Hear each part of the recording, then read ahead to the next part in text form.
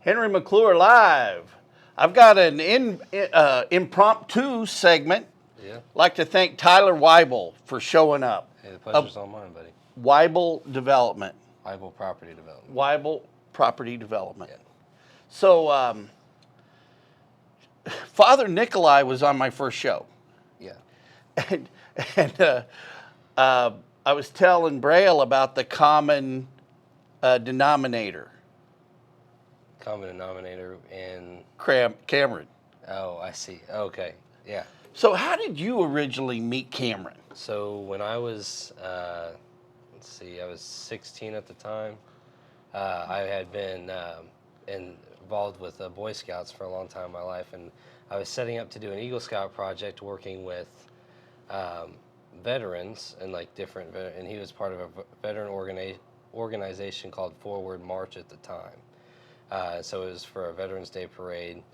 I ended up not doing my Eagle Scout project just because of family matters and all that type of stuff when I was about that age. So I just split off, but that's how I first met Cameron. But when he reached out to me again, I had talked to him, let's see, how old am I now?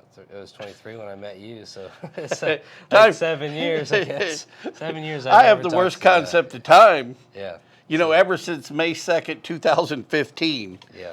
You know. It's funny. That's fun. You know, it's the time that you got sober is the same time that I pretty much met Cameron. Well, not only was it sobriety, it was to me it was more of a transcendence. But yeah. Well, and that's kind of interesting because the the motorcycle wreck. Yeah. Is something, you know, because I feel like I drank myself to death.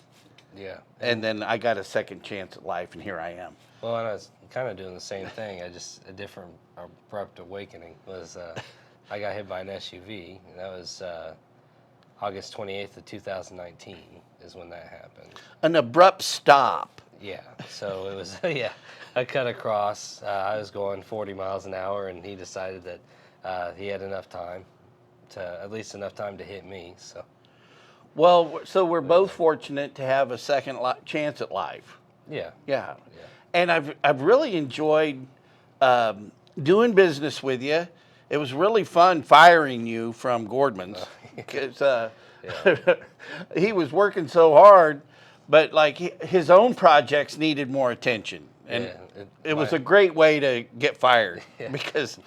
You're too good to work for me. You know what I mean? My inability to say no being my downfall every time. Well, and that's interesting. It's like, you know, there's nothing wrong with making a profit, and you know, capitalism's a good thing. Well, making a profit and time management, because do you make $10 here or do you make $100 here? And it's like, but there's a difference. There's also what brings you the most joy. Because even if you make the most, you can make more doing one gig, but if you are terribly miserable the whole time, it's not worth it. Let's talk about Fillmore.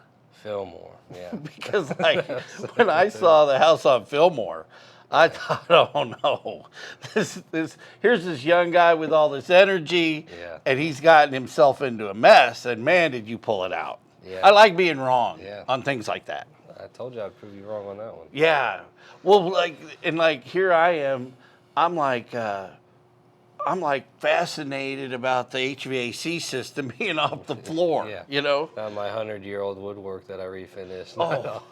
Not the fireplace I completely exposed. And you stripped that baby down to the nub. To the studs, yeah. So everything, it went all the way down to the studs, and then anything that was rotted got replaced. Different walls got different structure, put in beams to open it up, so it became a modern-day Victorian because I redid all the woodwork in there from when it was first built. I redid the mantle, I exposed the brick that should have been exposed, took out all the plaster. So it got everything, all the guts in it are completely new. All new electrical, HVAC, insulated through and through, all the windows are in working order and restored, so it's a really cool house. And the only thing I thought you should have done different, which, you know, again, you proved me wrong, was buy the appliances. Yeah. That's the difference between my perspective of like what's gonna sell it faster versus what's gonna make you the money. And like either way, I was gonna make the same amount of money, and you were focused on the selling factor. Yeah, That's it. you got to have a salesman as part of the crew. You know what I mean? I'm not. Yeah, I'm not discrediting you what you're saying at all. Well, you did a nice fence. Yeah, so it ended up being able to do an 8-foot privacy fence between the neighbors and everything. With being that 2-story Victorian, if you put an 8-foot privacy fence, even though it's allowed and permitted in Kansas to be a privacy fence that's 8 foot, if you do it on a ranch style house, it's going to look like a fortress. But with it being only on that one side and being a 2-foot, Yeah, the two-story depth Victorian, or the height factor. Yeah. So it was able to give To it scale. Yeah. So what we're dealing with there is just kind of like how you do light leveling. It's just like feature leveling. There's a depthness to it. So did my nudge about spending more time on your project, was that a positive nudge? Which time? I think there's a lot of times you told me and I did not listen. Well, I think all in all it was the right collective. yeah, you did a good job. It was, I spent, and I think my biggest thing is focusing too much on the future progressions and what the next step is instead of finishing what's there at the time. It's better to do a hurry up and wait type of scenario over the I'm doing this project and they're waiting on me. Never be waiting on yourself. Waiting on yourself, you're just wasting your own time. Good perspective. So the lady that bought it, she's all happy, right? Mm-hmm. She was a nurse. She's a nurse. Grew up around the area. I think she's a first generational homeowner for her family.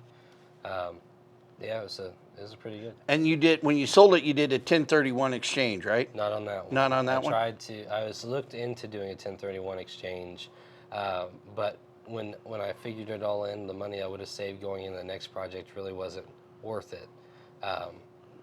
When you get done with all the fees and everything, it's great for bigger projects or going into multiple properties and being able to divvy up your funds with what's eligible. But instead, on that one, I just straight went into would have been Mulvane. And so, talk about Mulvane real quick. So Mulvane was a property that she was. Excuse me. It was a gal that she's like 93. She had been moved to a retirement home, and for assisted living, she was renting it to her grandson. Her grandson was supposed to do all these improvements, and he just never did. Never got to it. So what we did, he was in between jobs and everything, and really wasn't able to buy the place. They needed to be able to get rid of it for expenses. So in this instance, it was a house that it was a lot of residual maintenance, very outdated. What I would call very simple fixes, but really tears up your whole house when you got to do the whole thing. So when you're painting the whole house, when you're changing all your receptacles, when you're repainting the kitchen and doing countertops and new floors and refinishing floors, it's hard to live in the place and do that at the same time if you're doing the whole house. Pressure washing the outside, replacing rotted wood, all that fun stuff.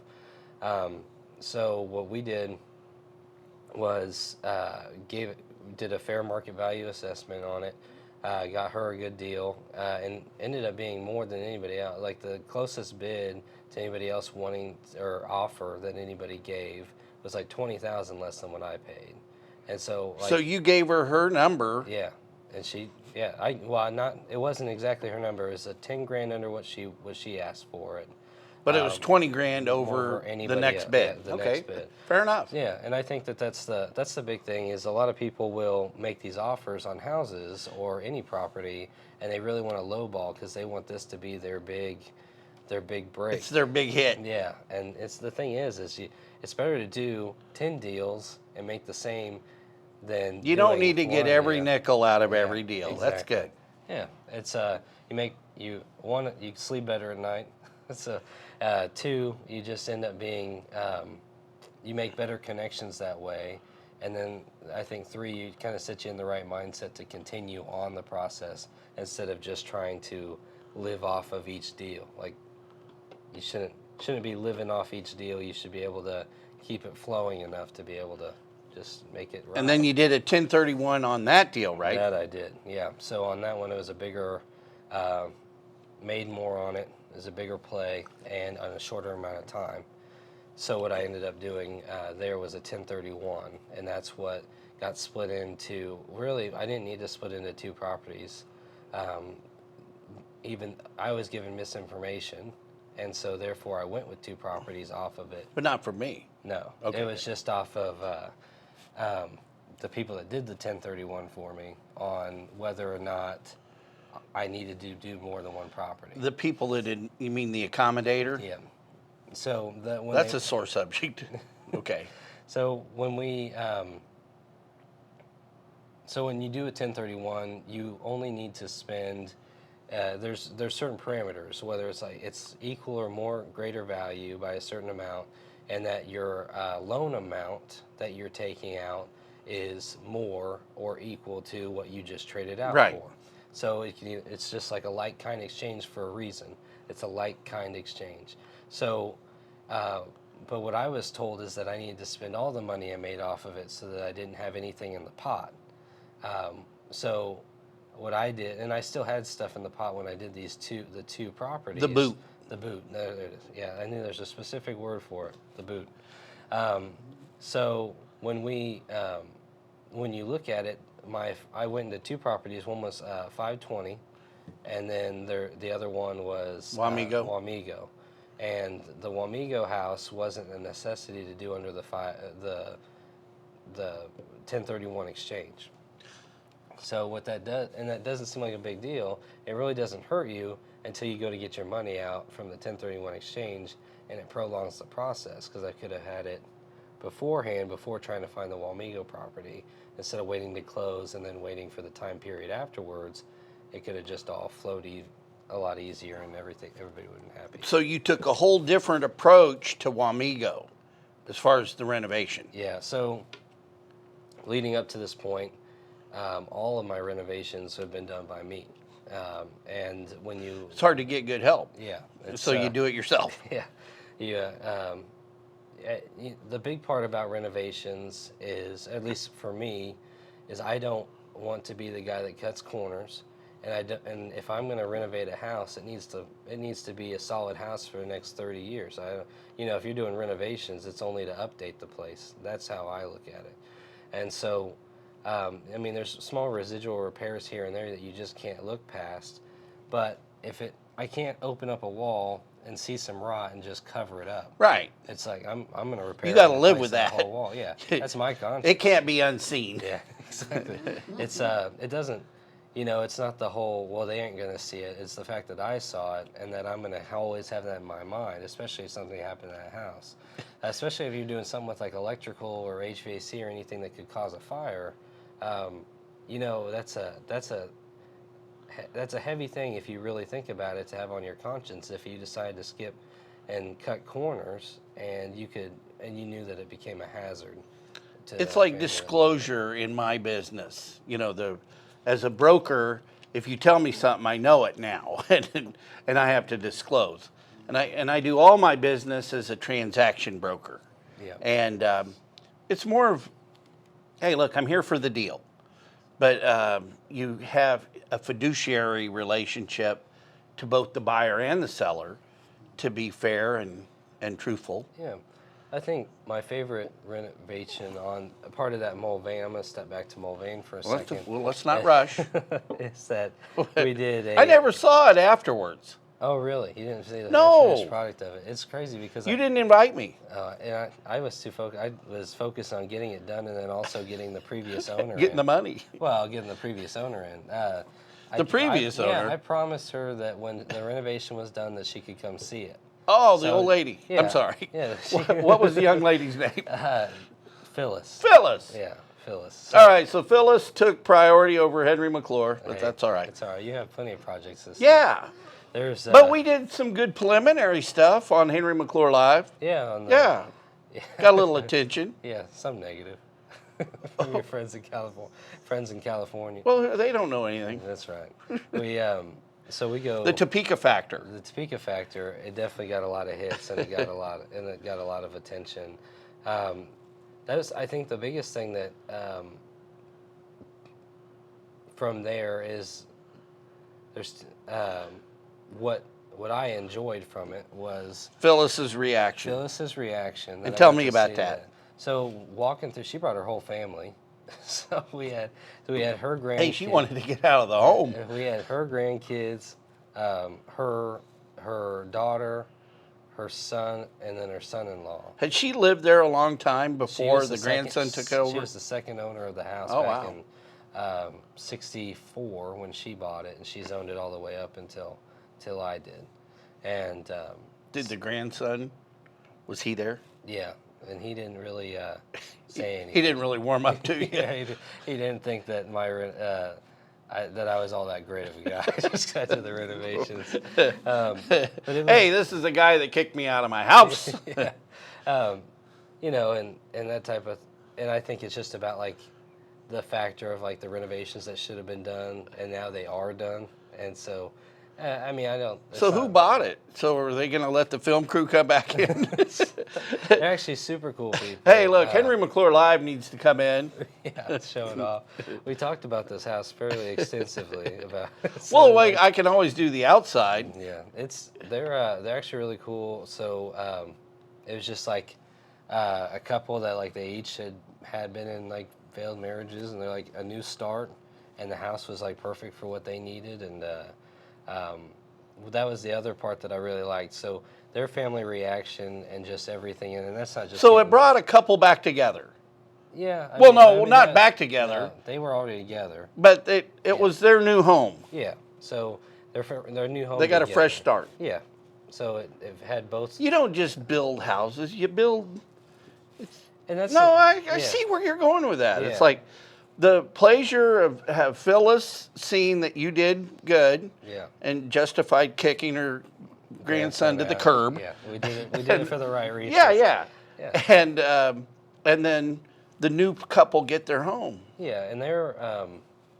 I think that's the other point of like. You never told me about this side of the deal. I think it's just something that. It's not as interesting to most people, I would say. Most people are just about the. Well, I always like the money and cosmic everything. connection. You know, why are we here? You know, Yeah. and It's I think it's my favorite part of my job, or like what I do, is that like the satisfaction, like the knowing that they're going to be able to enjoy something for a long time. well, I was just telling Braille earlier on the segment that we did with Father Nikolai about how. You know, it's really made me proud to be, you know, use my 43 years of experience to help the church. Yeah. And it's just like it's meant to me. The Dana Anderson connection to that land and him not buying it, and then Dana later on getting into the mall business, and then me working for Dana. Yeah. And then, so like selling Gordman's and buying out the ground lease. And we'll talk about that maybe in another segment. That's a long story. Yeah, that's a great story. It is. I love talking about myself. Yeah. No, I think that one's a really good like bounce around connections and like The history Topeka behind it. Factor. Yeah. It's the biggest small town you ever live in. You know, and everybody's so close. it was like the lady yesterday talking about, you know, people that leave and come back. You know, she goes, we ought to start a website. She said, Born Again Topekans. You know, we got to all congregate. You know what? Actually, a lot of people complain about how there's very little to do in Topeka, but they aren't changing that. There is quite a bit that goes on. I just think it's more family oriented and more like couples and stuff. It's not really like a nightlife type of town. But my favorite part about traveling anywhere is that Topeka and everything is so simple. You can get across town in 15 minutes. And so when you're sitting in traffic or you're taking subway to subway to subway in New York, and then you're all in this hustle and bustle, and you come down to small town Topeka, it kind of recharges your batteries. It'll always feel like home, and it's nice to be able to go somewhere and be so fascinated with the differences. Well, I after living in Los Angeles for almost a decade, this is, to me, it's like coming home to Mayberry. This Yeah. is very, and I didn't really feel like I wanted to raise Bianca in California. Yeah, you gotta do the whole Green Acres approach. Well, yeah, but also, too, my heritage. Samuel McClure, after the Civil War, was discharged here. And don't forget the Kansas City Bentley. Yankee, he was a Yankee chaplain. And, well, the Kansas City Bentleys, we got a 10-minute warning. There we go. We ought to get Braille on the show. Get them away from on the front and the back. Yeah, why not? Yeah. Let's get Braille on. So, Let's talk Me up? Yeah, why not? You're up. All right. So, because this will be kind of interesting. this way. This Oh, yeah, slide this over here. So Braille, Yeah, right here, yeah. right here. So let's shout out to Larry Farmer. Oh yeah, man, mutual friend. Man. Yeah. Shout out to Larry Farmer. I don't really like the name. I don't like the shout out concept, but let's acknowledge Larry Farmer Yeah, as a it's good always the citizen. same. It's the same Yeah, thing. yeah.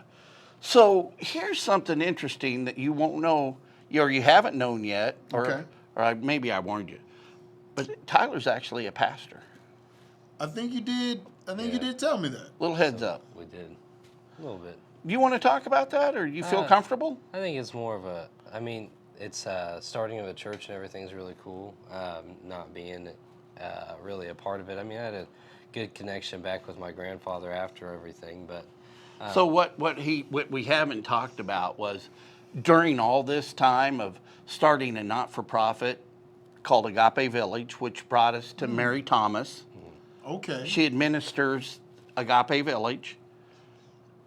Okay. I see. And Gordman's working all this stuff, all these renovations. He built a church too. Wow. And what's really interesting is that it was part of the Episcopal Church originally. we didn't, we weren't a separation of it. The building was originally a part of it. Yeah, just the Gotcha. building. And Topeka has been the cool part. So Topeka's always been on the leading end of civil rights. Yeah. And so absolutely. well, the Episcopal Church used to be separated, and so this was what they called their black church. So this is, but the bishop at the time was like, no, we're all going to be congregating together. Like this is, nobody's different than anybody else. We're all God's children. So he goes ahead and sells the building so that everybody's forced to go to church together. It's like, hey, we have nowhere else to go. Like, we're going to church together. So it's a big push, yeah. And so to be able to bring that building that had been really decrepit back to life, because it had been a couple different churches after that, and then for the past 20-ish years really hasn't been used other than being stripped of stuff. Man, that's an incredible story. I got to talk really loud because I'm not mic'd up. Oh. So I got to talk super Oh loud. man, we got some technical factors here. Yeah, no, but it's okay. Well, we got another microphone. We should have. They'll be able to hear me through you guys' We mics. should have warned you. Oh, but it's all good. They should be able to hear me through you guys' mics. So I just got to talk a little louder, but it's no problem. But I appreciate you guys having me up. Man, that's an amazing. Yeah. We definitely need to talk more about that. That is really cool. Yeah. Well, I get can I get my civil rights in? Yeah, sure. McClure- Let me see Yeah. how many. What about McClure Heritage? Tell us a little bit about that. I'm gonna check our time. All right, check our time. But I'll tell you that after Brown versus Board of Education, James A. McClure became very involved with 501, and he implemented the change and he integrated the schools. My grandfather. Wow. My grandfather. Wow. Yeah, he did not believe in separate but equal. Yeah. And so between Sam McClure being a Yankee chaplain, then he went around Kansas opening up Presbyterian churches. He retired to Topeka.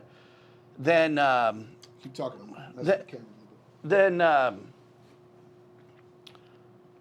his son making the changes at 501.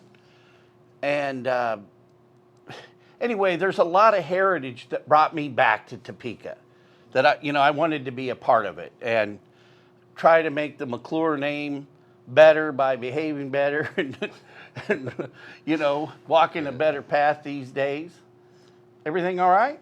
Yeah, I was just getting the focus right. We're in different places. So All right. making sure that we can see Tyler well. Well, so look, I want to take a minute to really thank you because, I think we've got a lot to do to talk about Topeka and the Topeka factor. And, Topeka is a beautiful place to live. Yeah. And sometimes I think we're our own worst enemies about Topeka. I agree. And so I want to thank Braille for giving me the opportunity to get the message out about commercial real estate as well as Topeka being a great place to live. Well, I think this is a prime example. This setup here, and like what you talked about before, of like helping the community you're in, is that people in Topeka are very big on complaining about Topeka not being the place to be. We're the best but, at it. but the problem is those are also people not trying to change anything. So if you take the factor and you had more people like this, like the Hillcrest Church here, that is trying to help the community that they're in, that's how things progress forward. And there's all sorts of different grants and opportunities, and there are organizations out there. It's just about getting them in touch with the people as much as possible to be able to increase those skills and get people Time. jumped in there. Probably. Talent, Yeah. and treasure. Yeah. So you can be involved Right. in everything because you can donate your time, you can donate your treasure, and then you can, use your your talent. talents. So Exactly. quit complaining, Topeka. Quit complaining. All right. I think that's probably our time. I think when I this is say a it. wrap. So thank you. And we didn't get to talk about 520, and maybe that'll be another show later on down the road. That's a whole nother So Henry McClure live. Thank you. Thank you.